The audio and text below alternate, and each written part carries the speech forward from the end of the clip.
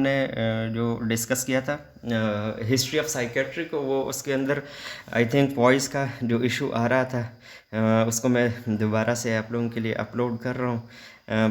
इसके अंदर देख लीजिएगा, जैसे हमने डिस्कस किया था कि मतलब स्टोन एजेस से कहानी चल रही थी मेंटल एलिमेंट्स की, कि स्टोन एजेस के अंदर क्या हुआ। फिर उसके बाद एक एरा आया जिसको हमने कहा क्लासिकल ग्रेको रोमन एरा, जिसके अंदर मतलब सुपर नेचुरलिटी से बात आगे चली गई नेचुरल कॉजेज़ के ऊपर। फिर उसके बाद एक डार्क एरा आया जिसके अंदर बैन किया गया इन सारी चीज़ों को, साइंटिफिक नॉलेज को और नेचुरल कॉजेज़ को। और इस तरीके से आखिर में दोबारा से एक पीरियड ऑफ इनलाइटमेंट आया। तो इसके अंदर जो हम डिस्कस कर रहे हैं अभी, जो सेकंड हमारा पार्ट है, उसके अंदर ये ग्रीको रोमन के एरा के अंदर है, जिसके अंदर हमने डिस्कस किया था कि प्लेटो अफलातून ने ये कहा था कि criminal responsibility should have to be diminished on mentally ill patients, because के जी सोशल नॉर्म्स के हवाले से इतना ज़्यादा नहीं जानते। तो that is the reason why they should have to be kept aside from that strict criminal responsibilities in the court of law। ठीक है। Emphasise role of socio cultural factors, ये हमने डिस्कस किया था कि सोशो कल्चरल फैक्टर आगे मज़ीद हम डिस्कस करेंगे डिजीज़ के अंदर। और अगेन उन्होंने सुपर नेचुरलिटी के, चूँकि पहले से एक कॉन्सेप्ट चला आ रहा था कि सुपर नेचुरल कुछ इन्फ्लुएंसेस है एटियोलॉजी के ऊपर, तो उन्होंने इस चीज़ को पार्टली इन्होंने उनको एक्सेप्ट कर लिया। फिर उसके बाद हमने डिस्कस किया था अरिस्टोटल, अरस्तु। अगेन चूँकि ये शागिर्द थे हिप्पोक्रेटिस के, तो उनके व्यू के हामी थे, लेकिन उन्होंने फ्रस्ट्रेशन और कॉन्फ्लिक्ट को मेंटल डिसऑर्डर की एटियोलॉजी में से निकाल दिया, जो कि अभी ये ट्रू नहीं है, क्योंकि कॉन्फ्लिक्ट और फ्रस्ट्रेशन ही बहुत सारी एंग्जाइटी और स्ट्रेस, डिस्ट्रेस और फिर डिप्रेशन को जन्म दे देती है। फिर उन्होंने कॉन्शसनेस के ऊपर बात की, जैसे हमने डिस्कस किया था कॉन्शस माइंड के ऊपर, कि कॉन्शस माइंड के अंदर आपका जो कुछ होता है, तो इंसान हमेशा से कोशिश करता है कि उसको प्लेजर मिले, उसको कंफर्ट मिले, और वो कंफर्ट उसको नहीं मिलता तो फिर वो किसी स्ट्रेस का, किसी एंग्जाइटी का, किसी मेंटल एलिमेंट का शिकार हो सकता है। नेक्स्ट आप आ जाए एलेक्जेंड्रिया, इजिप्ट का, जो अगेन एक ग्रीको रोमन ही व्यू के हामी थे ये लोग, और सेंटर ऑफ ग्रीक कल्चर था ये। तो अगेन ग्रीको रोमन जो थेरेपीज़ थे, या उनका जो लार्ज पैराडाइम था डिजीज़ का, उनके हामी थे। और वो कह रहे थे कि मतलब हाँ, there are certain natural causes for mental disorders. उसके अंदर थेरेपीज़ जो वो यूज़ करते थे, उसके अंदर वो कहते थे कि सराउंडिंग अच्छी होनी चाहिए, प्लेजेंट सराउंडिंग, इन्वायरमेंट अच्छा होना चाहिए, सोशल इन्वायरमेंट, आपका कल्चरल इन्वायरमेंट, आपका फिज़िकल इन्वायरमेंट अच्छा होना चाहिए। फिर उन्होंने कहा कि एक्टिविटीज़ के अंदर dance, parties, walking in garden, concerts, इस तरह की जो चीज़ें करेंगे तो इससे बहुत ज़्यादा फ़ायदा होता है ऐसे लोगों को जो मेंटली इल होते हैं। फिर dieting, massage, hydrotherapy, gymnastic, education, और उन्होंने जो एक ये जो बाकी थेरेपीज़ है, ये तो काफ़ी रैशनल थेरेपीज़ है। ठीक है। तो जिस तरीके से प्लीजेंट सराउंडिंग है, डाइटिंग है, हाइड्रोथेरेपी है, जिम्नास्टिक है, या एजुकेशन है, जो आजकल हम साइको एजुकेशन के ऊपर बात करते हैं, ज़्यादातर थेरेपीज़ हम डिस्कस करेंगे आगे। एक चीज़ जो वो यूज़ करते थे वो ये था कि हिप्पोक्रेटिस का जो फोर ह्यूमर्स की थ्योरी के बेस के ऊपर ये लोग चलते थे, तो उसकी जो ट्रीटमेंट आप लोगों को मैंने बताई थी कि सैंग्वाइन पर्सनैलिटी है, या मतलब फ्लैग्मेटिक पर्सनैलिटी है, प्लेजम है, या फिर येलो बाइल, ब्लैक बाइल, मेलंकोलिया है। तो उस तरीके से वो इसकी ट्रीटमेंट भी करते थे। तो इस तरीके से वो ब्लीडिंग, सपोज सैंग्वाइन पर्सनैलिटी है, हाइपर सैंग्वाइन है, तो ब्लीडिंग करवाते थे, कट लगा के ब्लीडिंग करवाते थे कि इससे मेंटल एलिमेंट या जो बीमारियां है वो ठीक हो जाती है। या पर्गिंग करते थे, लग्जेटिव्स देते थे, जड़ी बूटियाँ देते थे कि उसकी वजह से जो पेट से बहुत ज़्यादा जो उनका डायरिया उनको हो जाएगा, तो उसकी वजह से बाइल ज़्यादा निकल जाएगा और ये नॉर्मलाइज हो जाएंगे। और मैकेनिकल, ये दो तीन जो थेरेपीज़ है, पर्गिंग है, ब्लीडिंग है, तो ये इतने रैशनल थेरेपीज़ नहीं थे, लेकिन उस वक्त यूज़ होते थे। और मैकेनिकल रिस्ट्रेंट्स, क्योंकि कोई मेडिसिन नहीं थी उनके पास काम डाउन करने के लिए पेशेंट्स को, तो mechanical restraint was one of the tool for them to restrict the patients who are aggressive in their disease origin और नेचर। फिर नेक्स्ट के अंदर है later Greek and Roman thought के अंदर जैलन, आप लोगों ने नाम सुना होगा, हकीम जालिनूस का। अगेन जो हकीम जालिनूस थे वो बुकरात के फॉलोअर्स थे, followers of Hippocrates, use science to contribute to the field. इन्होंने साइंटिफिक स्टडी की और जैलन ने पहली मरतबा कहा था कि जी the seat of soul is in the nerve centre, कि आपके जो ब्रेन है उसके अंदर आपकी रूह की जो सेंटर है, सीट है, ये क्या है, ये आपके दिमाग के अंदर है। तो उन्होंने इसको एक नेचुरल कॉज से, मेंटल एलिमेंट्स को नेचुरल कॉज से एक वाबस्ता किया कि इसके लिए एक नेचुरल कॉज है, और कोई जहनी तौर के ऊपर कोई प्रॉब्लम आ जाती है तो आप तब ही मेंटल एलिमेंट के शिकार हो जाते हैं। और elaborated on nervous system based on animal dissections, animal के डाइसेक्शंस किए और उन्होंने नर्वस सिस्टम को एलाबोरेट किया। फिर divided the causes of psychological illnesses into two categories, उन्होंने दो कैटेगरीज के अंदर डिवाइड किया जो कि टिल नाउ मतलब it is going to be pretty much true, physical causes और मेंटल कॉजेज। दो के फिजिकल कॉजेज और मेंटल कॉजेज के अंदर कुछ हमारे पास एक्सटेंशंस है, कुछ चीज़ें इसके अंदर एक्सक्लूडेड भी है, लेकिन उस वक्त उन्होंने जो फिजिकल कॉजेज के अंदर जो चीज़ें कहीं तो वो अच्छी खासी उसकी रैशनैलिटी आप भी है। जिस तरीके से इंजरीज टू हेड इंजरीज़ की वजह से बहुत सारे मेंटल एलिमेंट्स, अगर आपको हेड इंजरी हो जाती है तो बहुत सारी मेंटल एलिमेंट्स उसकी वजह से हो सकती है, या एडोलेसेंस उसके अंदर हार्मोनल चेंजेस आती है, या फिर मेंस्ट्रुअल चेंजेस जो आजकल DSM 5th एडिशन के अंदर PMDD pre menstrual dysphoric disorder को ऐड किया गया है। तो एट दैट टाइम उन्होंने कहा था कि इन चेंजेस की वजह से, फिज़िकल चेंजेस की वजह से आपको मेंटल डिस्टर्बेंसेस हो सकती है। फिर जो मेंटल कॉजेज़ है उसके अंदर उन्होंने कहा था कि किसी को शॉक हो जाए, ठीक है जी, मतलब किसी भी वजह से वो शॉक हो जाए, ठीक है, बहुत बड़ा सदमा पहुंचाए, बहुत बड़ा फियर हो उनको, कोई खदशा हो, कोई ख़तरा हो, कोई डर हो उनको। और उन्होंने एक कहा था कि love is a strong emotional component, ठीक है। तो लव को उन्होंने इसके अंदर इंक्लूड किया कि because it is a strong emotion, तो इसकी वजह से आपको प्रॉब्लम्स हो सकती है। There are so many emotions which can be contributed to mental elements even today, लेकिन उन्होंने उसके अंदर ये मेंटल कॉजेज को डाला।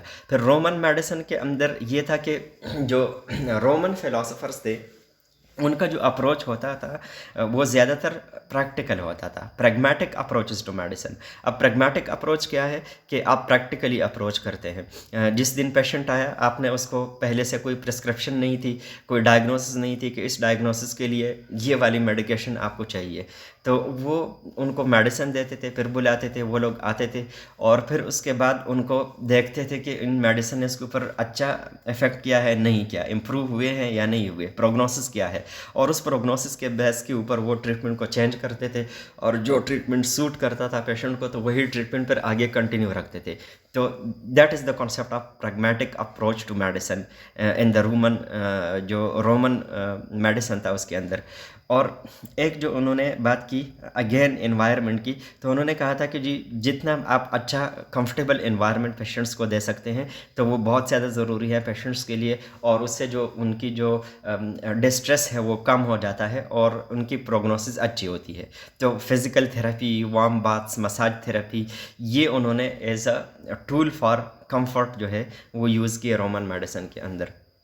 फिर मिडल एजेस के अंदर यूरोप के अंदर क्या हुआ, मेंटल डिसऑर्डर्स प्रेवेलेंट है और उसके अंदर बहुत सारी जो मास मैडनेसेस है उनका एक सीरीज़ था जो कि अभी इस beyond the scope of this lecture we will discuss later on, कि उसके अंदर क्या क्या उसके अंदर एक था कि जी जिस तरीके से वेस्टर्न कंट्रीज़ अमेरिका के अंदर एक स्कूल में इस तरह हुआ कि उसमें बच्चों को एक अनकंट्रोलेबल लाफ्टर स्टार्ट हो गई एक कैंपस के अंदर, और फिर वो एक क्लास से फिर सारे कैंपस में, फिर सारे स्कूल में, फिर बाकी स्कूल्स के अंदर, और बच्चों का बिहेवियर बहुत ज़्यादा अजीब गरीब हो गया और हंसी का एक मतलब लाफ्टर का एक बड़ा एपिसोड था अनकंट्रोलेबल, और फिर उसकी वजह से उनको स्कूल्स को बंद करना पड़ा और वो फिर सारी जो है कंट्री के अंदर ये प्रॉब्लम चली गई और उनको छुट्टियां देनी पड़ी।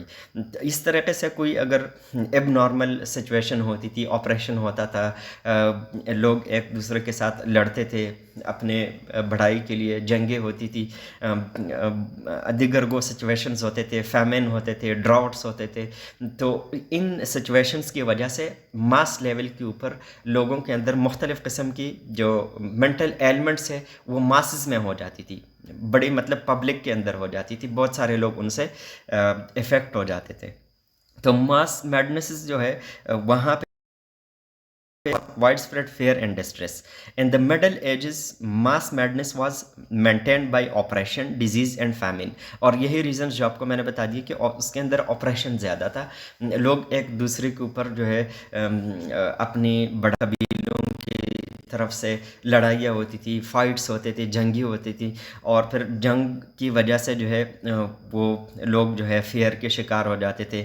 फिर मुख्तलिफ डिजीज़ जिस तरीके से प्लेग है, ब्लैक फीवर है, डमडम फीवर है, जिसकी वजह से बहुत सारे हज़ारों की तादाद में अमवात हुई। तो उसकी वजह से लोगों के अंदर एक मेंटल डिस्टर्बेंसेस क्रिएट हुई मास लेवल के ऊपर। या जिस तरीके से फैमिन है, कहत साली है, उसकी वजह से लोग बहुत सारे स्ट्रेस के अंदर चले गए। तो मास मैडनेस उस वक्त जो है ज़्यादा था। फिर एक कॉन्सेप्ट था टरांटिज़म का, और उस वक्त ये समझा जाता था कि जी वुल्फ स्पाइडर, एक जो ब्लैक विडो होती है, ब्लैक स्पाइडर, वुल्फ स्पाइडर, जो कि भेड़िया का एक स्पाइडर होता है, वो अगर किसी इंसान को काट लेता है तो उसका टॉक्सिन जाता है, न्यूरॉन्स के ऊपर इफेक्ट कर लेता है, और मतलब बॉडी के अंदर एबनॉर्मल मूवमेंट शुरू हो जाती है, और मतलब it quite resembles like that somebody is going to be dancing. तो it was like uncontrollable dancing. तो उस वक्त ये कॉन्सेप्ट था कि ये वेस्टर्न टरांटोला की वजह से होता है, और ये वेस्टर्न टरांटोला जो है बेसिकली ये वुल्फ स्पाइडर है। तो again that was psychiatric element, literally not attributed to that western tarantola, but they were attributing at that particular point of time, and there was a belief। दूसरा जो था वो लेकांथ्रफी का था। लेकांथ्रफी उस वक्त जो है पोजेशंस का बहुत ज़्यादा था, कि जिस तरीके से हम कहते हैं ना कि जिन्नात आते हैं, परियां आती है, इस तरीके से एक बिलीफ जो बहुत ज़्यादा एग्जिस्ट कर रहा होता था वेस्टर्न मिडल एजेस के अंदर।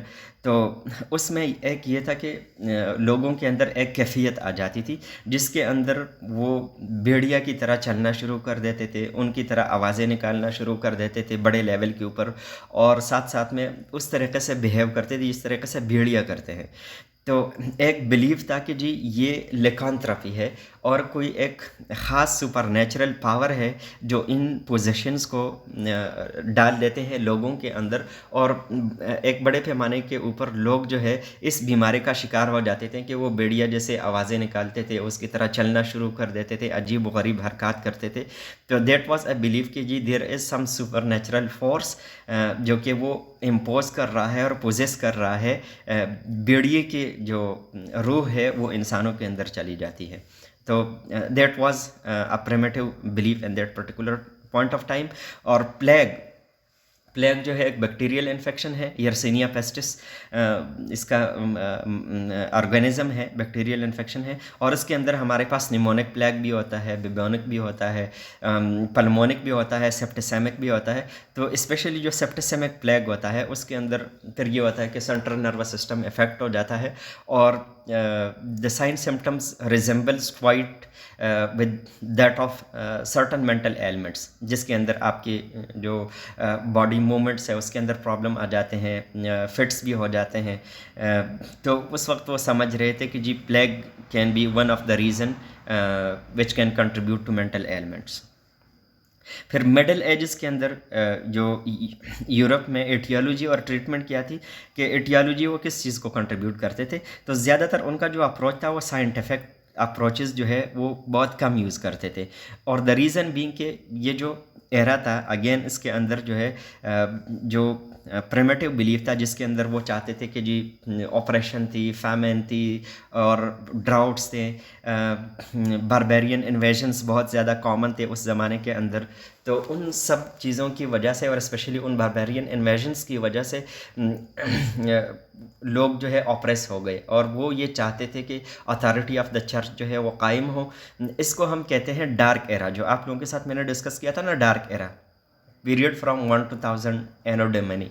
तो 1 to 1000 एडी जो एरा था उसको हम कहते हैं डार्क एरा। वो डार्क एरा इसलिए उसको कहते हैं कि जो क्लासिकल ग्रीको रोमन एरा के अंदर उन्होंने जो साइंटिफिक बातें की, और उन्होंने कहा कि जो मेंटल एलिमेंट्स के लिए हमारे पास नेचुरल कॉजेज़ है, और इन नेचुरल कॉजेज़ की वजह से ये डिजीज़ होती हैं। तो वो चूँकि वो लोग नहीं चाहते थे कि जो हमारे मजहबी एक एफिलिएशन है मेंटल एलिमेंट के साथ, और जो चर्चेस के अंदर ट्रीट होती है, मजहबी जगहों के ऊपर ट्रीट होती हैं, जो मजहबी रहनुमा उसको ट्रीट करते हैं, तो ये अथॉरिटी हमारे पास से नहीं जानी चाहिए। तो उन्होंने बैन किया, साइंटिफिक नॉलेज को बैन किया कि इस तरह की बातें आप लोग नहीं करेंगे कि कोई नेचुरल है, क्योंकि ये जो जहनी बीमारियां हैं मेंटल एलिमेंट्स है, ये सुपर नेचुरल इन ओरिजिन है, और इसको चर्चेस के अंदर मजहबी जगहों के ऊपर और क्लर्जी और इस तरीके से जो चर्च के अंदर पादरी है वो ट्रीट करेंगे, नेचुरल कॉजेज़ आप इसके लिए नहीं ढूंढेंगे। तो अगेन एटियोलॉजी जो है उसके अंदर साइंटिफिक अप्रोचेस लोग यूज़ नहीं करते थे। Saw a return of the belief that mental illness was due to super natural causes such as superstitions और रिचुअल्स। जो उनके सुपरस्टिशंस है या रिचुअल्स है, उन बेसिस के ऊपर जो डिफरेंट कल्चर्स के अंदर प्रिवेल करती थी, और जो डिफरेंट रिलीजन्स के अंदर जो हमारे पास प्रिवेल करती थी, जो रिचुअल्स प्रिवेल्स करती थी, उनकी वजह से वो कहते थे कि these are the reasons for their super natural divine और डेमन्स जो कि आ जाते हैं इंसानों के ऊपर। तो अगेन एक दोबारा से एक पैराडाइम शिफ्ट हुआ। ये पैराडाइम शिफ्ट ऐसे हुआ कि मतलब नेचुरल कॉजेज़ से दोबारा से सुपर नेचुरल कॉजेज़ के ऊपर चले गए। तो एटियोलॉजी चूँकि उन्होंने सुपर नेचुरल बनाई, तो जाहिर सी बात है फिर ट्रीटमेंट ऑफ मेंटल इलनेसेस जो है again that was attributed to super natural sort of treatments. और इसके अंदर उन्होंने जो ट्रीटमेंट है left largely to the clergy and occurred primarily in monasteries. अब उन्होंने क्लर्जी के ऊपर, जो चर्च के बड़े होते हैं उनके ऊपर छोड़ दिया कि जी ये ट्रीटमेंट इनका है, वो एग्जार्सिज्म करे, वो ट्रेफनिंग करे, वो दम दरूद पढ़े, जो भी करे, लेकिन सुपर नेचुरल बीमारी और इस तरीके से ट्रीट होनी चाहिए। और जो मोनेस्ट्रीज़ है उसके अंदर होती थी, चर्चेस के अंदर होती थी ट्रीटमेंट।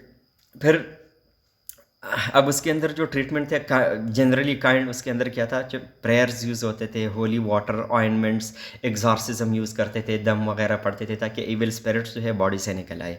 कहने का मकसद ये है कि इस ज़माने के अंदर दोबारा से एक डार्क एरा आया, और उसके अंदर लोग सुपर नेचुरलिटी के ऊपर की तरफ चले गए और साइंटिफिक अप्रोच को छोड़ दिया। फिर नेक्स्ट जो है middle edges in the middle east. उसके अंदर मिडल ईस्ट के अंदर ट्रीटमेंट और क्लासिफिकेशन के अंदर जो फर्स्ट हॉस्पिटल था, the first mental hospital establish in Baghdad in 792 anno domini, Avicenna Ibn Sina, जो कि बहुत जिसको आप फादर ऑफ मेडिसिन भी कह सकते हैं, तो उन्होंने बहुत ज़्यादा काम किया, साइंटिफिक काम किया बीमारियों के ऊपर, बहुत सारे कॉन्टेजियस डिजीज़ के ऊपर, नॉन कम्युनिकेबल डिजीज़ के ऊपर। और फिर उन्होंने wrote the canon of medicine, उनकी एक बुक थी जिसको आप कहते हैं कैनन ऑफ मेडिसिन, ठीक है। उन्होंने जो डिजीज़ को डिफ़ाइन किया, classified and defined disease and their causes, refer to hysteria, manic reaction and melancholia. Again वही वाले उन्होंने कहा कि जी हिस्टेरिया है, मैनिक रिएक्शंस है, मेलंकोलिया और मेजर डिप्रेशन है, इस तरह की जो मेंटल डिसऑर्डर्स है। Ahead of his time he described the symptoms and complication of diabetes and asserted that the tuberculosis was contagious which was argued by Europeans. Turn out he was right. इसके अलावा उन्होंने जो काम किया तो non communicable disease के अंदर जिस तरह डायबिटीज़ के ऊपर, और उन्होंने ट्यूबरकुलोसिस के ऊपर बड़ा अच्छा एक साइंटिफिकली उन्होंने उसके ऊपर काम किया, और उन्होंने कहा कि ये कॉन्टेजियस डिजीज़ है, एक इंसान से दूसरे को बहुत ज़्यादा जल्दी लग जाती है। तो और बाद में जो उसके ऊपर रिसर्च हुआ तो ये साबित हुआ कि मतलब रॉबर्ट कॉक की जिस तरीके से फिर आगे साइंटिफिक उसके ऊपर रिसर्चेस हो गई कि जी ये वाकई में एक कंटेजियस डिजीज़ है ट्यूबरकुलोसिस। तो उस वक्त के अंदर उन्होंने एक बहुत बड़ा काम किया था। फिर नेक्स्ट के अंदर जो है comparing mental health in Europe and China over time. अब आप देख लीजिएगा कि यूरोप और चाइना के अंदर क्या over the period of time जो है क्या कंपैरिजन हम कर सकते हैं। तो यूरोप के अंदर बेसिकली जो मिडल एजेस के अंदर जो था वो एक डार्क एरा था, उसके अंदर अगेन वो सुपर नेचुरलिटी के ऊपर काम कर रहे थे, कोई नेचुरल कॉजेज़ को वो एक्सेप्ट नहीं कर रहे थे। लेकिन उससे हट करके early Chinese medicine was based on natural causes. जो अर्ली चाइनीज़ मेडिसिन के जो कॉन्सेप्ट के अंदर था उसके अंदर वो बिलीव करते थे कि नेचुरल कॉजेज़ है मेंटल एलिमेंट्स के लिए भी, और उनका एक डुअलिस्टिक कॉस्मोलॉजी थी। और उस डुअलिस्टिक कॉस्मोलॉजी के अंदर वो कहते थे कि उनका एक यूनिवर्सल कॉस्मोलॉजी है। उस यूनिवर्सल कॉस्मोलॉजी के अंदर वो कहते हैं कि सारी चीज़ें दुनिया के अंदर, यूनिवर्स के अंदर एक दूसरे को बैलेंस करते हैं। कैसे बैलेंस करते हैं? उन्होंने कहा था कि एक फोर्स के लिए एक काउंटर फोर्स होता है, ठीक है। एक फोर्स जिस तरीके से सपोज़ हम कहते हैं कि जी वाटर है तो फायर है, ठीक है, आग है तो पानी है, ठीक है, ज़मीन है, आसमान है, ठीक है, दिन है तो रात है, रोशनी है, अंधेरा है। और इस तरीके से डिफरेंट जो फोर्सेस है उसके अंदर वो कहते हैं कि हर एक फोर्स का एक काउंटर फोर्स होता है यूनिवर्स के अंदर, और उसको हम कहते हैं dualistic cosmology of the Chinese.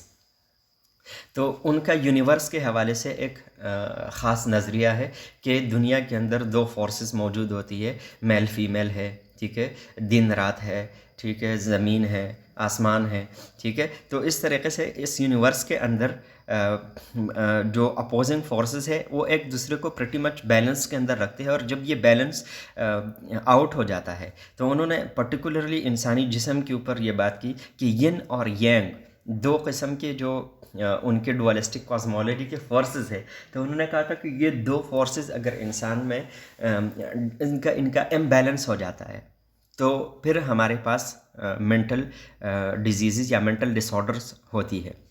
और उसके अंदर एक था यिन और एक था यांग।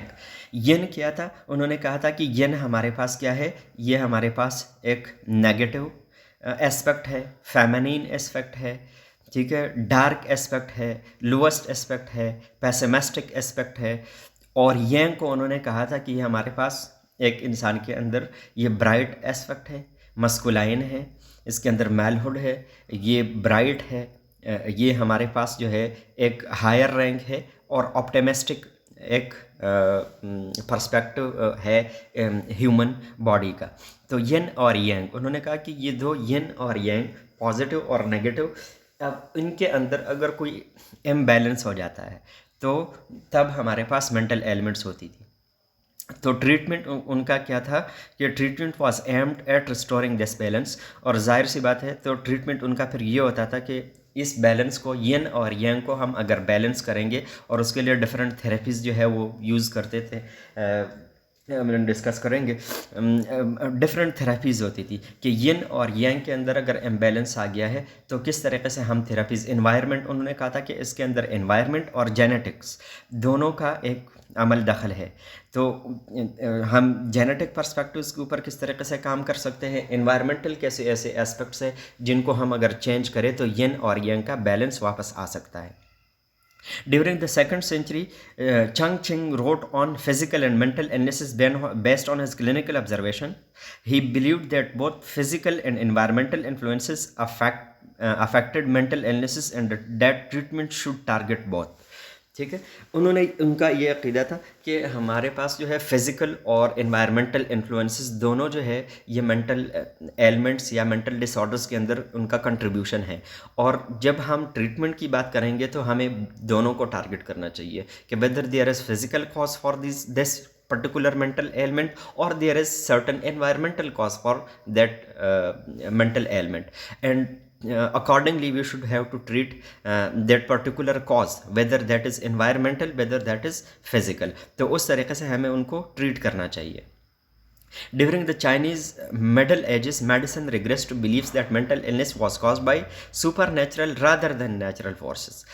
फिर उनकी चाइनीज़ के मिडल एजेस के अंदर एक कॉन्सेप्ट ये भी था कि ज़्यादातर जो प्रिवेल कर रहा था कि there are certain natural causes, और उन नेचुरल कॉजेज़ के अंदर जो डेफिनेट उन्होंने बात की यिन और यांग के डिसबैलेंस की। लेकिन एक कॉन्सेप्ट ये भी ज़ाहिर है एक मौजूद था वहाँ पे, एक सुपर नेचुरलिटी का कि इसके अंदर हमारे पास गोस्ट और डेविल्स जो है उनका एक किरदार है। और जो गोस्ट और डेविल्स का कॉन्सेप्ट है वो डेमोनोलॉजी का कॉन्सेप्ट के साथ सिनोनिमस है, और डेमोनोलॉजी का कॉन्सेप्ट जो है वो सुपरनैचुरल है। तो मतलब उस वक्त कुछ एक ख़ास तबके के लोग जो है ये बिलीव भी करते थे कि जी सुपरनैचुरलिटी का एक कंपोनेंट इसके अंदर पाया जाता है, लेकिन लार्जली उनका जो अप्रोच था वो नेचुरल इन ऑरिजिन था। अच्छा जी, नेक्स्ट जो है रिफॉर्मेशन। अब इसके अंदर treatment and establishment of asylums, ये एक बहुत बड़ा था कि मतलब असाइलम बने। असाइलम जिसको पुराने ज़माने के अंदर पागल खाने कहते थे, तो असाइलम्स बन गए, और उसके अंदर एक किस्म के लोगों को जो जहनी तौर के ऊपर मेंटल डिसऑर्डर्स के शिकार होते थे, तो उन सब लोगों को डालते थे उन असाइलम्स के अंदर।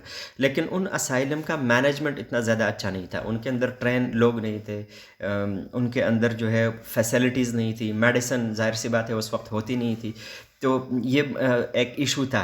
लेकिन समहाउ उन्होंने मैनेज किया कि जो लोग हमारे पास मेंटल डिसऑर्डर्स के शिकार हैं तो उनको हम यहाँ पे रखेंगे असाइलम्स। और ये असाइलम्स का जो कॉन्सेप्ट है तो उसके अंदर दो जो नाम है वो है पेलेफी फाइनल की और विलियम टूक्स की।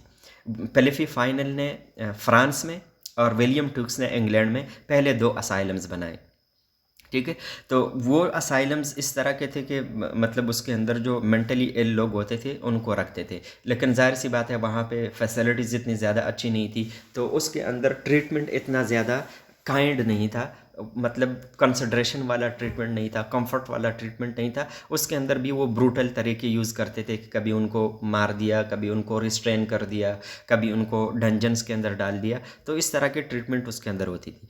तो असाइलम्स का कॉन्सेप्ट क्या है कि places to warehouse troublesome people used harsh tactic to control unruly और एक्साइटेड पेशेंट्स। अब ये ऐसी जगहें थे जहाँ जिस तरह से उनके एक गोदाम होते थे, उनको जमा करने के लिए एक जगह बनाई गई, उसके अंदर कोई मतलब एक ख़ास किस्म की ट्रीटमेंट नहीं होती थी। जो एक्साइटेड अनरूली पेशेंट, ज़ाहिर सी बात है जो साइकेट्रिक पेशेंट होते हैं एग्रेसिव होते हैं तो वो अनरूली होते हैं, तो उन अनरूली या एक्साइटेड पेशेंट्स को वो क्या करते थे, वो हार्श टैक्टिक्स यूज़ करते थे, उनको मारते थे, उनको एक जगह के ऊपर बांधते थे, चैन करते थे, स्टार्वेशन करते थे। अच्छा जी, फिर उसके बाद जो है Bethlem monastery of saint Mary of Bethlem in London commission by King Henry eight. अच्छा, किंग हेनरी एट ने जो है 1547 के अंदर सेंट मैरी ऑफ बेथलेम उन्होंने खोला, और उस वक्त जो है बहुत ज़्यादा डिप्लोरेबल कंडीशंस थे, और वो जो पर्टिकुलर हॉस्पिटल था जिसके अंदर जगह दी गई थी इन मेंटली इल पेशेंट्स को, तो उनको भी कोई अच्छे तरीके से नहीं ट्रीट किया गया। उसके अंदर जो वायलेंट पेशेंट्स थे तो पुट ऑन डिस्प्ले, उसको डिस्प्ले के ऊपर रखते थे, लोग आते थे फिर उनको देखते थे और उनको फिर चार्ज करते थे, जिस तरीके से एक ज़ू के अंदर लोग जाते हैं, एम्यूज़ होते हैं, इस तरह से लोग आते थे, पागलों को देखते थे और उनको फ़ीस चार्ज करते थे। और जो हार्मलेस पेशेंट होते थे जो कि एग्रेसिव नहीं होते थे और मेंटल डिसऑर्डर्स के साथ होते थे, तो उनको ये फोर्स करते थे कि वो गदागरी करे, वो बेग करे, बाहर जाके बेगरी करे। अच्छा जी, साइंटिफिक इंक्वायरी की रिसर्जेंस कहाँ पे हुई कि जॉन वेयर ने वो साइकोपैथोलॉजी के अंदर एक फाउंडर थे, और उन्होंने बहुत ज़्यादा काम किया, और उन्होंने मेंटल डिसऑर्डर के अंदर स्पेशलाइजेशन की, और उन्होंने देखा कि क्या क्या ऐसी चीज़ें हैं जो कि मेंटल डिसऑर्डर्स को मतलब कॉज कर सकती है, और क्या ऐसी ह्यूमन या नेचुरल कॉजेज़ है जिसकी वजह से मेंटल एलिमेंट्स हो सकती है। His works were scorned by his peers and were banned by the church until the 20th century. Again चूँकि वो डार्क एरा का ज़माना था, फिर भी मतलब उनका एक अप्रोच ज़्यादा था, उनकी एक फोर्स हुआ करती थी, तो उनके काम को दोबारा से बैन किया गया कि नहीं, साइंटिफिक कोई नेचुरलिटी नहीं है मेंटल एलिमेंट्स के अंदर, सुपर नेचुरल है, और आप इस तरीके से जो है इसके ऊपर काम ना करें। नेक्स्ट जो है एज ऑफ एनलाइटमेंट या पीरियड ऑफ इनलाइटमेंट, जो अर्ली 70s का ज़माना था, उसको हम कहते हैं और मिड 70s के अंदर फिर ज़्यादा उसने अपने एक सर्च के ऊपर चला गया, इसको हम कहते हैं पीरियड ऑफ इनलाइटमेंट। अब पीरियड ऑफ इनलाइटमेंट के अंदर जो मेन नोशन था उसके अंदर ये था कि किसी न किसी तरीके से जो मेंटली इल पेशेंट्स हैं उनको जगा दे और उनके साथ एक ह्यूमन ट्रीटमेंट किया जाए। तो पीरियड ऑफ इनलाइटमेंट के अंदर जैसे आप लोगों को मैंने कहा था कि फिलिपी फाइनल ने पेरिस या फ्रांस में उन्होंने एक असाइलम बनाया और विलियम ट्यूक्स ने इंग्लैंड के अंदर असाइलम बनाया। तो फाइनल ने कहा कि remove change from the patient and treated them kindly as an experiment, found it was successful. उन्होंने कहा कि जी ह्यूमन ट्रीटमेंट, अब मेन नोशन स्लोगन किया था पीरियड ऑफ एनलाइटमेंट का, human treatment should have to be done with the people who are mentally disturb. ठीक है, और ये नोशन था, स्लोगन था उनका कि ह्यूमन ट्रीटमेंट होना चाहिए। तो उन्होंने इन असाइलम के अंदर कोशिश की कि मतलब पेशेंट हमारे पास जो है वो उनके साथ काइंड तरीके से पेश आ जाए, उनको कंसिडर किया जाए तो उनकी प्रोग्नोसिस अच्छी होगी। ट्यूक ने इंग्लैंड के अंदर establish the York retreat, trained physicians and nurses and treating mental patients with humanity and kindness and began to change public opinion. उन्होंने जो मेन काम किया कि जी फिज़िकल रिस्ट्रेंट जो है वो कम से कम किया जाए और लोगों का ओपिनियन चेंज हो स्टिग्मा कम हो मेंटल एलिमेंट्स का। तो उनका जो मेन था कि मतलब नर्सेस और डॉक्टर को ट्रेन करे और ट्रेन लोग जो है उनको ह्यूमैनिटी के बुनियाद के ऊपर ट्रीट करे, उनके साथ काइंड तरीके से पेश आए और उनको कंसिडर करे तो प्रोग्नोसिस अच्छी हो सकती है। और पब्लिक का ओपिनियन अगर अच्छा हो जाए मेंटली इल पेशेंट्स के तरफ तो बहुत कुछ चेंज हो सकता है और मेंटल एलिमेंट्स जो प्रेवलेंस है वो अच्छी खासी हद तक कम हो सकती हैं। फिर डोरोथिया डिक्स जो है एक सोशल वर्कर थी और इन्होंने बहुत बड़ा पेशेंट्स के साथ जो है बहुत ज़्यादा उनका एक कनेक्शन था और एज अ नर्स भी उन्होंने बहुत सारे पेशेंट्स को देखा। तो उन्होंने एक क्रूसेड शुरू किया और पूरी दुनिया के अंदर उन्होंने 32 मेंटल हेल्थ हॉस्पिटल्स जो है वो खोले। तो arouse world wide awareness of inhuman treatment for the mentally ill and establish 32 mental hospitals around the world. तो डोरोथिया डिक्स ने बहुत बड़ा काम किया और उन्होंने कहा कि जी जो मेंटली इल पेशेंट्स हैं उनके साथ गैर इंसानी सलूक होता है, उनको बांधा जाता है, इवन के उनको बर्न करते थे। मतलब जो ट्रीटमेंट के अंदर उनका ये होता था कि जैसे पेशेंट बहुत ज़्यादा एग्रेसिव हो गए तो उनको फ्लॉग करते थे, उनको चाबुकों से मारते थे, उनको डंजन्स के अंदर डालते थे, ब्लिस्टरिंग करते थे, उनको जलाते थे और ये एक तरीक़ा इलाज था।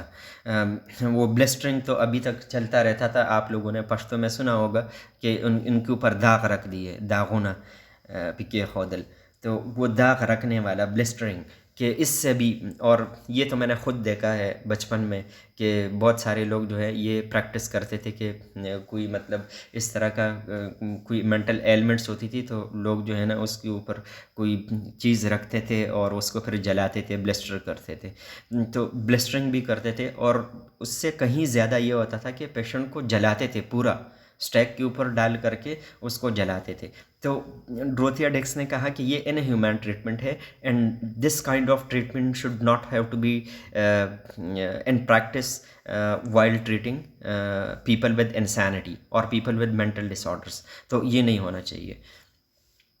अच्छा जी, फिर इनलाइटमेंट के अंदर ह्यूमैनिटेरियन रिफॉर्म के अंदर के ट्रीटमेंट फ़िलासफ़ीज़ क्या थी कि जी मॉरल मैनेजमेंट होना चाहिए, attempt to help satisfy a person social, occupational and individuals need, emphasis placed on rehabilitating a person's moral and spiritual self rather than curing the mental illness. उसके अंदर जो concept था वो कॉन्सेप्ट क्या था कि होलिस्टिक अप्रोच होना चाहिए। होलिस्टिक अप्रोच क्या कि इंसान को एक इंडिविजुअल के तौर के ऊपर तस्लीम करना कि उनका एक सोशल हक़ है, सोशल राइट है, उनका फ़िज़िकल राइट्स है, उनके कुछ ऑक्यूपेशनल राइट्स है, उनके एज इंडिविजुअल कुछ राइट्स है। तो वो राइट्स उनको मिलनी चाहिए और उनको उस तरीके से ट्रीट करना चाहिए कि उनके सोशल, ऑक्यूपेशनल और इंडिविजुअल नीड्स जो है वो मीट हो। और जो मेन उन्होंने फोकस किया कि जी रिहेबिलिटेशन एक इंसान की होनी चाहिए, ठीक है। और उनकी जो मोरालिटी है और स्पिरिचुअलिटी है उसको कैटर करना चाहिए। अगर उसकी मोरालिटी को आप एनहांस करेंगे, उसकी स्पिरिचुअलिटी को आप इम्प्रूव करेंगे, तो मेंटल एलिमेंट्स या मेंटल डिसऑर्डर्स खुद ब खुद ठीक हो जाते हैं। तो that was one of the slogan among so many slogans in the period of enlightenment. और फिर मेंटल हाइजीन मूवमेंट, उसके अंदर क्या था कि focused on the physical needs of the patient keeping them comfortable. Physical hygiene movement के अंदर उन्होंने कहा कि अगर फिजिकली हम पेशेंट को कंफर्ट दें, जिस तरह हमने बात की कि एक फिजिकल राइट्स भी पेशेंट्स के होते हैं, तो अगर फिज़िकल कंफर्ट हम डिफरेंट तरीक़ों से उनको देंगे, जिस तरीके से मसाज करेंगे, हाइड्रोथेरेपी करेंगे, वार्म बाथ्स देंगे, मसाज करेंगे, तो इन चीज़ों से जो है पेशेंट को कंफर्ट मिलेगा और उनकी जो मेंटल एलिमेंट्स है उनकी प्रोग्नोसिस अच्छी हो जाएगी। फिर नेक्स्ट जो है 20th century treatment asylums viewed by public as eerie strange and frightening. जब बहुत सारे असाइलम्स खुल गए तो उसके अंदर एक प्रॉब्लम ये आया कि जैसे आप लोगों के साथ मैंने डिस्कस किया था, आई थिंक कि लोगों के अंदर निम्बे सिंड्रोम डेवलप हुआ, ठीक है। और किस वजह से डेवलप हुआ? इस वजह से कि जी वहाँ पे जो लोग होते थे, जो विजिटर्स जाते थे, तो वो अक्सर जो मोहल्ले वाले के लोग हैं जो घर थे वहाँ पे कभी पत्थर फेंक दिए, कभी किसी घर में झांक लिया, लोगों को तंग किया, तो लोग कहते थे कि क्या मुसीबत है। और मतलब ये तो एक अजाब है कि लोग यहाँ पे आते हैं। ज़ाहिर सी बात है डिस्प्ले के ऊपर लोगों को डाला हुआ था, लोग एक एम्यूज़मेंट के तौर के ऊपर असाइलम्स को की तरफ आते थे और फिर उन पेशेंट्स को देखते थे, उनको चार्ज किया जाता था। तो इसकी वजह से जो लोग थे, जो कम्युनिटीज़ के अंदर, जिन कम्युनिटीज़ के अंदर असाइलम्स थे, उन लोगों के अंदर जो है उनकी तरफ कि जी ये तो क्वाइट एरी है, मतलब स्ट्रेंज है, मतलब क्वाइट जो है एक्सेंट्रिक है और फ्राइटनिंग है, ये हमें नहीं चाहिए। तो उनके अंदर क्या डेवलप हुआ? NIMBY, not in my backyard, NIMBY, NIMBY syndrome, not in my backyard. ठीक है, अगर ये एक रिफॉर्म के लिए एक सेंटर है हो, लेकिन हमारे कम्युनिटी के अंदर ना हो, हमारे आसपास ना हो, हमारे करीब ना हो। तो substantial growth in the number of mental hospitals, lengthy stage, little effective treatment, ये सारी चीज़ें उसके अंदर थी। तो लोगों को एक तो प्रोग्नोसिस अच्छी नहीं मिल रही थी, दूसरा जो उनकी कम्युनिटी के अंदर होता था तो लोग विजिटर्स से भी तंग होते थे। फिर 1946 to 1963 changing views of mental health services के अंदर National Institute of mental Health जो है वो ऑर्गेनाइज हुआ। DSM-1 1963 के अंदर DSM-1 पब्लिश हुआ। आगे हम डिस्कस करेंगे DSM-1, diagnostic and statistical manual, mental disease के लिए एक क्लासिफिकेशन की एक बुक है, diagnostic and statistical manual, currently 5th edition चल रही है जो 1913 से है। आगे हम इसको डिस्कस करेंगे। तो ये मेंटल हेल्थ की जो मेंटल एलिमेंट्स हैं उनकी क्लासिफिकेशन, उनकी कोडिंग है, सिम्टम्स की कोडिंग है, डिजीज़ की कोडिंग है, मेजर माइनर क्राइटेरिया की कोडिंग है, डायग्नोस्टिक एंड स्टैटिस्टिकल मैनुअल। तो ये पब्लिश हुआ 1963 में। और मैरी जेन वॉर्ड जो है उन्होंने स्नैक पिट एक किताब लिखी और उसके अंदर उन्होंने कहा कि लोग जो है इतने ज़्यादा खौफ क्यों खाते हैं इन मेंटली इल लोगों से। तो उन्होंने कहा call to provide more humane treatments for mental health patients. जो मेंटली इल पेशेंट्स हैं उनको उनके साथ ह्यूमैन ट्रीटमेंट होनी चाहिए। फिर गॉफमैन ने जो है असाइलम के नाम से एक बुक पब्लिश की और उन्होंने असाइलम के अंदर जो ज़ाहिर सी बात है एक अजीब किस्म की ट्रीटमेंट होती थी लोगों की, कि मतलब उनके साथ इनह्यूमन ट्रीटमेंट, ब्रूटैलिटी होती थी। तो उसके ऊपर डिटेल से उन्होंने बात की कि किस तरीके से detail account of the neglect and mall treatment of mental health patients, कि मेंटल हेल्थ पेशेंट्स की नेगलेक्ट जो है वो किस तरीके से होती है।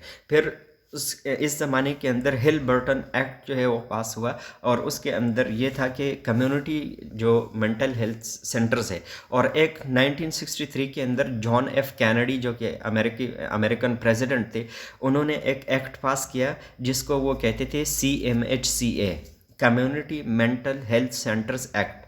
ये भी पास हुआ कि डी इंस्टीट्यूशनलाइजेशन का ज़माना था। 1963 के अंदर डी इंस्टीट्यूशनलाइजेशन हुई। वो डी इंस्टीट्यूशनलाइजेशन का मकसद क्या था कि स्टेट हॉस्पिटल के ऊपर बहुत ज़्यादा बर्डन था पेशेंट्स का, तो स्टेट हॉस्पिटल से पेशेंट को निकाला गया और उनको पुट किया गया, कम्युनिटी मेंटल हेल्थ सेंटर्स बनाए गए जिसके अंदर डे ट्रीटमेंट, उसके अंदर इमरजेंसी ट्रीटमेंट, उसके अंदर शॉर्ट टर्म स्टे पेशेंट्स का होता था। तो ये था। और हिल बर्टन एक्ट के अंदर ये था कि एसएसआई और SSDI, social security income and supplemental security disability income, ये दो किस्म के जो वज़ाइफ थे ये देने शुरू हो गए फेडरल गवर्नमेंट की तरफ से कि जो मेंटली इल लोग हैं वो फाइनेंशियली इंडिपेंडेंट हो जाए, उनको वजीफ़ा मिल जाए, और साथ साथ में जो कम्युनिटी मेंटल हेल्थ सेंटर्स है उनको भी फंड किया जाए।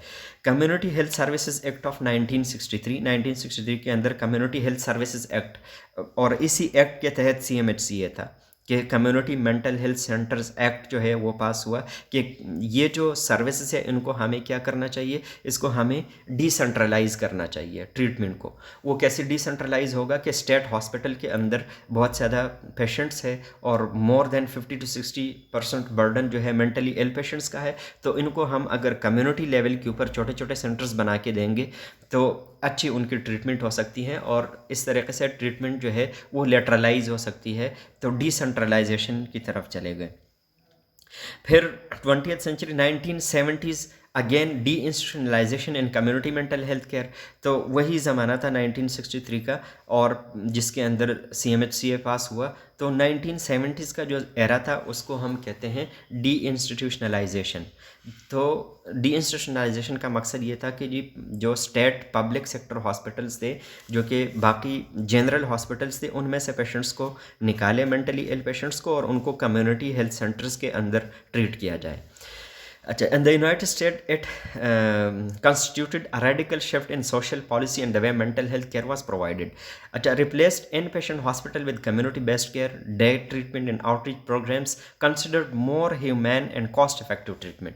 अब इसके अंदर क्या था कि वही वाली बात थी कि मतलब कम्युनिटी मेंटल हेल्थ सेंटर में out patient, emergency treatment, short term stay, ये सारी चीज़ें उनकी थी, और उसके अंदर उन्होंने कहा कि मतलब इसके अंदर हम कॉस्ट इफेक्टिव ट्रीटमेंट दे सकते हैं। Rather than to keep a patient for months in the state hospital, why not we should have to shift those patients to community mental health centers where they can be catered in a better way, और वहाँ पे लेंदी stay भी नहीं होगा, वहाँ पे जो emergency services है वो भी होंगे और आउटरीच प्रोग्राम्स भी होंगे, तो अच्छी तरीके से पेशेंट ट्रीट हो सकते हैं। अच्छा जी, फिर de institutionalization forces that initiated shaped the movement, उसके अंदर क्या था कि मतलब इस मूवमेंट के अंदर किस चीज़ ने उनको सपोर्ट किया। इसके अंदर मेडिकल ड्रग्स मीन मोजज़ाती ड्रग्स, क्योंकि अभी तक कोई ऐसी मेडिसिन नहीं थी कि जो हमारे पास एग्रेसिव पेशेंट है, जो आहो बगा करते हैं, जो तोड़ फोड़ करते हैं, जो एग्रेशन के अंदर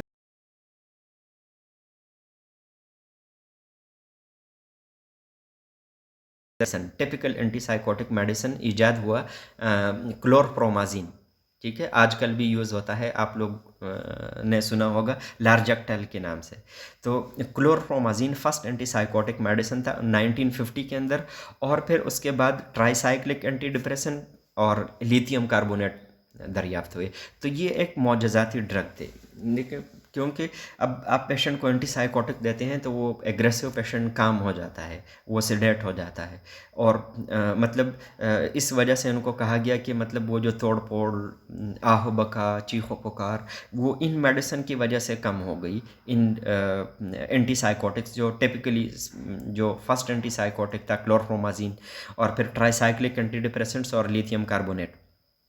antipsychotics typically reduce the symptoms that are more severe, तो ज़्यादा सीवियर सिम्टम्स के लिए एंटीसाइकोटिक्स देते थे। तो 1960s के अंदर एंटी डिप्रेसेंट्स, 1950 के अंदर पहला एंटीसाइकोटिक। रिकंसेप्चुअलाइजेशन ऑफ मेंटल इलनेस, लोगों ने कि हम मेंटल इलनेस को रिकंसेप्चुअलाइज करें, ये जो लेबलिंग है इसको हम, स्टिग्मेटाइजेशन को हम कम करें। तो इसके ऊपर बेसिकली जो काम हुआ कि stigma of mental elements in the society which is present till now, but this should have to be reduced, this stigma, this labeling should have to be reduced. Recognition of institutional hazards, कि क्या institutional hazards है उसके ऊपर काम किया गया कि जी socio cultural isolation होती है, उसके अंदर पावरलेसनेस, हेल्पलेसनेस की तरफ जो है पेशेंट्स जा सकते हैं, और फिर इन्वायरमेंट के साथ जो इंस्टीट्यूशन के साथ एडजस्टमेंट है वो, चूँकि वहाँ पे अच्छी ट्रीटमेंट अगर नहीं उनको मिलती तो पैसिविटी उनके अंदर डेवलप हो सकती है, विड्रॉल हो सकता है। फिर इकोनॉमिक इंसेंटिव्स के अंदर transfer the responsibility from the state to private institution and the federal government, और उसके अंदर ये कोशिश की गई कि ज़्यादा से ज़्यादा जो है कम्युनिटी मेंटल हेल्थ सेंटर्स को और मेंटली इल पेशेंट्स को इंडिपेंडेंट बनाया जाए, उनको ज़्यादा फंड किया जाए।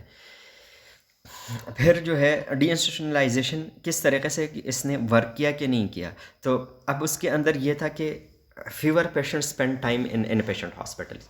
अब एक काम ये हुआ कि जो हमारे पास डीइंस्टीट्यूशनलाइजेशन हो गई और कम्युनिटी मेंटल हेल्थ सेंटर्स बन गए, तो उससे एक फ़ायदा ये हुआ कि बहुत सारे जो पेशेंट्स थे वो स्टेट हॉस्पिटल के ऊपर जो बर्डन थे महीनों, वो किसी कम्युनिटी मेंटल हेल्थ सेंटर के अंदर वो जाते थे, इमरजेंसी ट्रीटमेंट मिलती थी, या फिर किसी आउटरीच प्रोग्राम जो है उन पेशेंट्स को कैटर करता था। तो ये मतलब एक उससे हुआ फ़ायदा। फिर उस patient spend less time in in patient hospitals. फिर जो पेशेंट्स का लेंदी स्टे था, अगेन जैसे आप लोगों को मैंने कहा कि वो ज़्यादा टाइम स्पेंड करते थे इन पेशेंट में या स्टेट हॉस्पिटल्स के अंदर, तो वो जो टाइम था वो कम हो गया, क्योंकि कम्युनिटी के अंदर उनको सर्विसेज मिलती थी, कोई इमरजेंसी होती थी तो कम्युनिटी मेंटल हेल्थ सेंटर्स होते थे, आउटरीच प्रोग्राम्स होते थे जिनसे वो फ़ायदा उठाते थे। मोर पेशेंट्स आर री हॉस्पिटलाइज, और उसके अंदर ये था अगर किसी को इमरजेंसी बेसिस के ऊपर ज़रूरत हो तो स्टेट हॉस्पिटल्स के अंदर अक्सर औकात जगह भी नहीं होती थी। तो ये जो कम्युनिटी मेंटल हेल्थ सेंटर्स है उनके अंदर फिर ये था कि ज़्यादा से ज़्यादा पेशेंट्स को एक स्पेस मिल गया कि उनको शॉर्ट टर्म हॉस्पिटलाइजेशन री हॉस्पिटलाइजेशन चाहिए तो वो कर सकते थे। ठीक है। और अगर ये ना होता तो वो लोग क्या करते, होमलेस होते, नर्सिंग होम्स में होंगे, ग्रुप होम्स में होते, जेल्स में होते। तो ये एक उनके लिए एक ये था कि उनको एक डिसेंट्रलाइज केयर मिल गया डीइंस्टीट्यूशनलाइजेशन की वजह से। फिर डीइंस्टीट्यूशनलाइजेशन क्या था कि व्हाई नॉट, तो फोकस ऑन मेडिकेशन, इसके अंदर मेडिकेशन के ऊपर फोकस ज़्यादा था और उसके अंदर रिहेबिलिटेशन के ऊपर फोकस नहीं था। मोर स्टिग्मा देन फिजिकल इलनेस, वो स्टिग्मा अभी तक मौजूद है और उस वक्त भी उसके ऊपर इतना ज़्यादा काम नहीं किया गया। तो स्टिग्मा जो कि एसोसिएटेड था मेंटल इलनेस के साथ, जो कि फिजिकल इलनेस के साथ इतना नहीं था, तो वो स्टिल था। लिटिल इकोनॉमिक और social support for mental health programmes, mental health programmes के लिए इतना ज़्यादा सोशल सपोर्ट नहीं था या इकोनॉमिक इंसेंटिव्स इतने नहीं थे जो कि सफाइस कर सके। तो जाहिर सी बात है बहुत सारे सेंटर्स और उनको फिर कैटर करना, फिर आउटरीच प्रोग्राम्स को, तो उनके लिए जो इकोनॉमिक या सोशल सपोर्ट था वो इनफ नहीं था। Not in my backyard, little job training और प्लेसमेंट, शॉर्ट टर्म हाउसिंग। ठीक है, नॉट इन माई बैकयार्ड जो एक नोशन था लोगों के अंदर डेवलप हुआ कि जी ये किसी काम के नहीं है, बल्कि उल्टे हमारे ऊपर बोझ है ये सेंटर्स। और ट्रेनिंग नहीं थी, प्लेसमेंट, शॉर्ट टर्म हाउसिंग का उसके अंदर कोई नहीं था कि हाफ वे हाउसेस हो, उसके अंदर पेशेंट थोड़े से रिहेबिलिटेट हो और फिर मतलब वो जाए अपने सोसाइटी के अंदर। Deinstitutionalisation paid more attention to negative rights than positive rights. Deinstitutionalisation ने क्या किया कि नेगेटिव राइट्स चूँकि मतलब रीडीली अवेलेबल होते हैं और पॉजिटिव राइट्स के लिए आपको बहुत सारा काम करना पड़ता है, तो नेगेटिव राइट्स के ऊपर उन्होंने ज़्यादा फोकस किया, क्योंकि वो मतलब वो कहते थे कि ऑटोनॉमी होनी चाहिए पेशेंट्स को, उनका चॉइस, उनकी इंडिपेंडेंस की रिस्पेक्ट होनी चाहिए, ये तो ठीक है, लेकिन पॉजिटिव राइट्स के ऊपर इतना ज़्यादा काम नहीं किया कि जो कि इसके ऊपर होना चाहिए। उसके अंदर सोशल रिस्पॉन्सिबिलिटी नॉर्म्स, और इसके लिए क्या है कि पेशेंट्स को आपने सोशल रिहेबिलिटेशन की तरफ लेकर के जाना है, जो कि जाहिर सी बात है उन इंस्टीट्यूशंस के अंदर वो फैसिलिटीज़ नहीं थी। तो सोशल रिस्पॉन्सिबिलिटीज़ नॉर्म, या उनको एजुकेट करना है, या कम्युनिटी को एजुकेट करना है, फैमिली को एजुकेट करना है, तो ये उनके पॉजिटिव राइट्स है जो कि मतलब उनके ऊपर एम्फेसिस नहीं थी। जॉब ट्रेनिंग या फिर उनको मतलब वोकेशनल रिहेबिलिटेशन जिस तरीके से हम बात करते हैं, तो वो चीज़ें नहीं थी। तो ज़्यादातर पॉजिटिव राइट्स के ऊपर काम होना चाहिए था, जो कि उसके अंदर नहीं हुआ। अच्छा जी, कंटेम्प्रेरी व्यूज़ क्या है, करंट व्यूज़ क्या है एटियोलॉजी के मेंटल एलिमेंट्स की। उसके अंदर साइको एनालिटिक थॉट है जो सिगमंड फ्राइड का, जिसको हम कहते हैं फादर ऑफ साइकोलॉजी। उन्होंने कहा कि unconscious role of unconscious in avoiding pain. ठीक है जी, उन्होंने कहा था कि साइको एनालिटिकल थ्योरी के अंदर उन्होंने अनकॉन्शियस माइंड के ऊपर जोर दिया, और उनका जो टोपोग्राफिकल मॉडल है, आप लोगों ने साइकोलॉजी में पढ़ा होगा, टोपोग्राफिकल मॉडल के अंदर उन्होंने कहा था कि कॉन्शियस माइंड, सबकॉन्शियस माइंड और अनकॉन्शियस माइंड। और उन्होंने कहा था कि ये एक आइसबर्ग है, टिप ऑफ द आइसबर्ग जो है वो हमारे पास क्या है, कॉन्शियस माइंड है, जो कि मतलब it constitute 10% of what actually we are, कि सिर्फ 10% बनाता है हमारे पर्सनैलिटी का, हम क्या है, क्या करते हैं, क्या हमारे लाइफ के ऑब्जेक्टिव्स है, हमारे इस्टीम की नीड्स क्या है, हमारे सेल्फ कॉन्सेप्ट की है, लाइफ गोल्स हमारे क्या है, ये जो सारी चीज़ें हमें पता है, तो ये हमारी पर्सनैलिटी का 10% है। उन्होंने कहा था कि rest of the 90% is buried either in subconscious mind और अनकॉन्शियस माइंड, और उस अनकॉन्शियस माइंड का हमारी ज़िंदगी के ऊपर बहुत बड़ा असर है, क्योंकि अनकॉन्शियस माइंड के अंदर आपके बचपन से लेकर के वो सारी चीज़ें आपके अनकॉन्शियस माइंड के अंदर चली जाती है। आपके फेलियर्स हो, आपको कुछ चीज़ नहीं मिलती हो, आप फ्रस्ट्रेशन के शिकार हो गए हो, आपने अपने गोल को अचीव नहीं किया, आपको ज़िंदगी के अंदर मुख्तलिफ़ किस्म के फेलियर्स मिले हो हर जगह, तो वो आपके अनकॉन्शियस माइंड के अंदर चली जाती है, और फिर बाद में आपको पता नहीं होता और आप स्ट्रेस, एंग्जाइटी, डिप्रेशन के शिकार हो जाते हो। तो ये अनकॉन्शियस माइंड के ऊपर उन्होंने कहा कि ये अनकॉन्शियस माइंड के अंदर जो डीपली जो बरीड होती हैं हमारे इमोशंस, जो कि सेटिस्फाई नहीं हो चुके होते, तो वो बाद में हमें मेंटल एलिमेंट्स करा सकती हैं। तो उसके लिए उन्होंने साइको एनालिसिस और कथारसिस, स्पेशली मेंटल कथारसिस, कि आप मेंटल कथारसिस करें, ज़्यादा से ज़्यादा बीमारी के ऊपर बात करें, अपने लाइफ गोल्स के ऊपर बात करें, अपने पास्ट के ऊपर बात करें, क्या चीज़ें थी, क्या हिट्स थे, और उनको हम डिग आउट करते हैं थ्रू कथारसिस, और उसके बाद साइको एनालिसिस होती है। फिर कॉग्निटिव और बिहेवियरल थेरेपीज़, बीएफ स्कैनर और आयन पेफलॉफ। अगेन साइकोलॉजी में आप लोगों ने क्लासिकल कंडीशनिंग, ऑपरेंट कंडीशनिंग का आप लोगों ने पढ़ा होगा कि मतलब क्लासिकल कंडीशनिंग से और ऑपरेंट कंडीशनिंग से किस तरीके से हम नेगेटिव बिहेवियर्स को हम कम करा सकते हैं। जिस तरीके से किसी पनिशमेंट आपने देनी है, नेगेटिव बिहेवियर कम हो गया, तो मतलब आप उसके अंदर नेगेटिव भी आप कर सकते हैं, पॉजिटिव रीइंफोर्समेंट भी कर सकते हैं।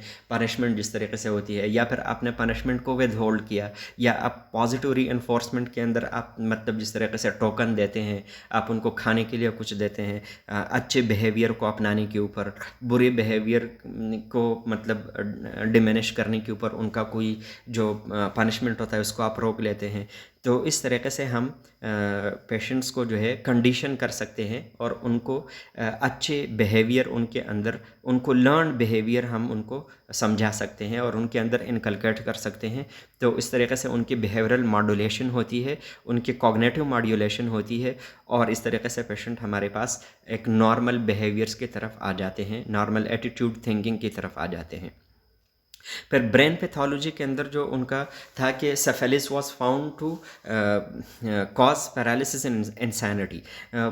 ये उनका कॉन्सेप्ट था कि जी सेफेलिस, जो कि आप लोग जानते हैं सेक्सुअली ट्रांसमिटेड डिजीज़ है, ट्रैपेनोमा पैलिडम इसको कॉज करती है। तो मतलब वो कहते थे कि ये सेक्सुअली ट्रांसमिटेड डिजीज़ पैरालिसिस और इंसैनिटी मीन के पागलपन या मेंटल डिसऑर्डर को कॉज कर सकती है। मतलब in certain instances it can be true, मतलब when it becomes septicemic, the role of neurotransmitter, again जो कि आज तक ट्रू है कि न्यूरोट्रांसमीटर्स का एक रोल है, आगे हम डिस्कस करेंगे। जिस तरीके से हम कहते हैं कि मेजर डिप्रेशन के अंदर हमारे पास नॉरएपिनेफ्रिन, सेरोटोनिन कम हो जाता है, स्किज़ोफ्रेनिया के अंदर हमारे पास डोपामिन इंक्रीज़ हो जाता है।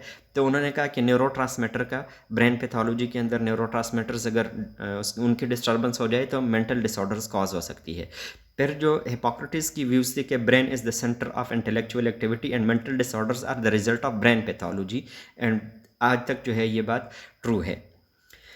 फिर नेक्स्ट जो कंटेम्प्रेरी व्यूज़ के अंदर है, आगे हम डिस्कस करेंगे डायथिस स्ट्रेस मॉडल के, किस तरीके से आपके जो स्ट्रेस है वो किस तरीके से मॉड्यूलेट होता है, आपकी जो बॉडीली हार्मोन्स है वो किस तरीके से उसको मॉड्यूलेट करती है। फिर हमारे पास जेनेटिक्स है कि हेरिटेबिलिटी ऑफ मेंटल इलनेसेस, और ये आज तक ट्रू है कि मतलब ये एक कॉन्सेप्ट पाया जाता है कि जो मोनोजाइगोटिक ट्विन्स होते हैं उसके ऊपर रिसर्च स्टडीज़ हुई हैं कि अगर उनके कोई प्री डिस्पोजिशन है तो they are 50% more prone to develop schizophrenia as compare to the normal population. तो मोनोजाइगोटिक ट्विन के अंदर तो ये हमें शो करती हैं कि जेनेटिक्स का एक इन्फ्लुएंस है। फिर हमारे पास शेयर्ड और नॉन शेयर्ड इन्वायरमेंटल इन्फ्लुएंसेस है। ऐसे इन्वायरमेंटल इन्फ्लुएंसेस के ये आप अपने कम्युनिटी या फैमिली के लोगों के साथ शेयर करते हैं, और एक ऐसे होते हैं जो आपके ज़ाती होते हैं। तो शेयर्ड इन्वायरमेंटल इन्फ्लुएंस के अंदर environmental experiences that people with similar genetics share, जो कि एक जैसे जेनेटिक प्रीडिस्पोजिशन के जो लोग होते हैं और उनके इन्वायरमेंटल चीज़ें भी एक जैसी होती है। जिस तरीके से एसीएस, सोशो इकोनॉमिक स्टेटस या एजुकेशन या रिलीजन या स्पिरिट्स या आपका कल्चर, तो ये क्या होता है, ये सबका एक जैसा होता है।